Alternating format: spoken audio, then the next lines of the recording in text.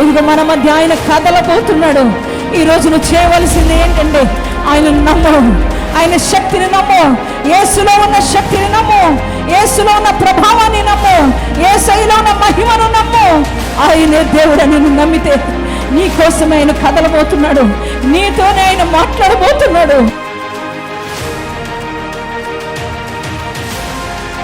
ఇలా ఆపరేషన్ అయింది, అది క్యాన్సర్ కంటని చెప్పారు.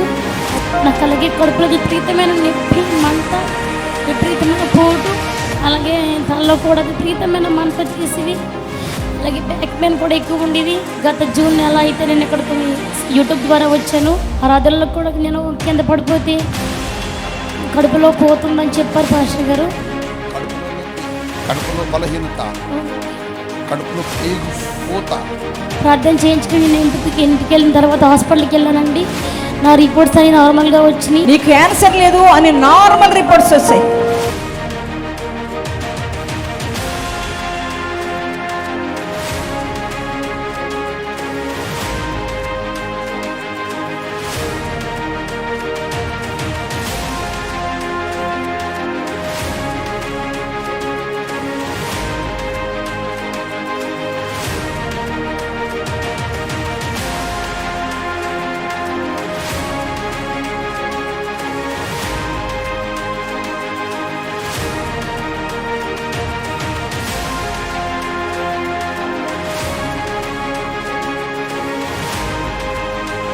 బాబు పుట్టి 16 నెలలు అయిన తర్వాత మామూలుగా ఒళ్ళంతా ఒక రకంగా వచ్చేసింది. నాకు నాలుకంతా ఒక రకంగా పుండ్లుగా వస్తే బయట చూపించుకున్నాను. అదేమీ బలహీనత వల్ల వచ్చింది అన్నారు. తర్వాత వేరే దగ్గరికి వెళ్తే బ్లడ్ టెస్ట్ చేయించుకుంటే ఇట్లా అని చెప్పారు.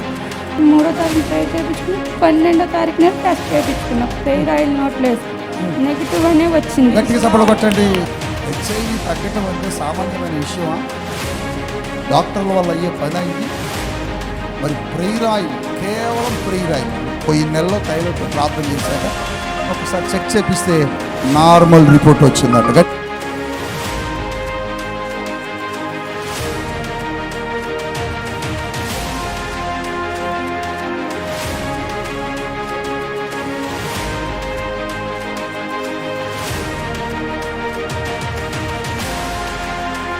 డాడీ దగ్గర పేరు చేయించిన ఏం కాదు బిడ్డ, నీకు నార్మల్ రిపోర్ట్ వస్తుందని చెప్పారు. ఏ హాస్పిటల్ అయితే క్యాన్సర్ అని చెప్పారు. మళ్ళీ అక్కడ హైదరాబాద్ వెళ్ళి మళ్ళీ స్కానింగ్ చేయించిందంట. అయితే నార్మల్ రిపోర్ట్ వచ్చిందా, ఏం లేదని చెప్పారు.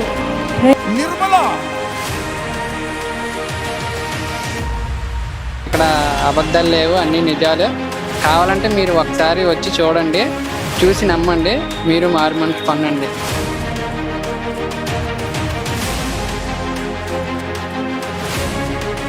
నాకు 4 సంవత్సరాల తర్వాత నాకు కిడ్నీలో రాలుందని చెప్పారు. నాకు బాగా నొప్పి వచ్చేసింది. డాడీ వాళ్ళ ప్రేయర్ ఆయిల్ తాగి నేను హాస్పిటల్కి పోయినప్పుడు నేను స్కానింగ్ రాశారు. ఇక నేను స్కానింగ్కి వెళ్ళిన, ఇది వెళ్తే నాకు ఏం ప్రాబ్లం లేదమ్మా, నీకు నార్మల్ రిపోర్ట్ అని చెప్పారు.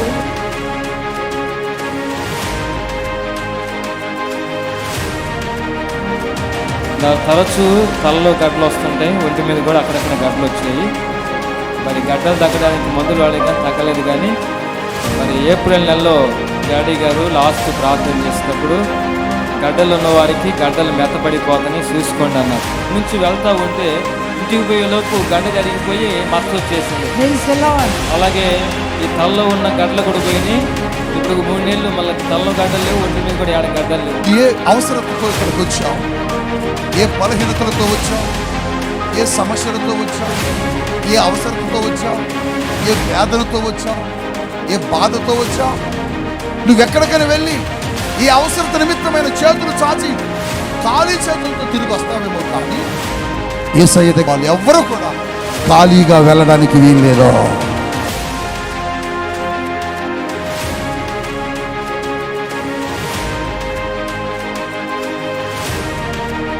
వృద్ధి గారి మినిస్ట్రీ ప్రార్థనకు వచ్చామండి. ఇక్కడ చాలా అద్భుతాలు జరుగుతున్నాయి, చాలా బాగా జరుగుతున్నాయి. ఫేకేం కాదు, వచ్చిన వాళ్ళందరూ స్వస్థ పొందారు. మీరు ఏమైనా అనుమానం ఉంటే మీరు కూడా వచ్చి ఒకసారి చూసి ఈ దీవెనలు పొంది వెళ్ళాలని మేము కోరుకుంటున్నాం. చేతి వైపు చెస్ట్ పైన గడ్డలాగా, సంకలో చిన్న గడ్డలాగా వచ్చింది. మరి పోయిన నెల ఇక్కడ ప్రార్థనకు వచ్చినప్పుడు గట్లున్న వాళ్ళు ముందుకు రండి ప్రార్థన చేస్తానని డాడీ అన్నప్పుడు నేను వచ్చి ప్రార్థన చేయించుకున్నాను. విశ్లేషణ నాలుగులో ఇప్పుడు ఈ సమస్య లోపం డాడీతో ప్రార్థన చేయించుకొని వెళ్ళిన తర్వాత హాస్పిటల్కి వెళ్ళానండి. డాక్టర్ గారు అన్నారు, నీకు క్యాన్సర్ గడ్డ కాదమ్మా అది అని చెప్పారండి.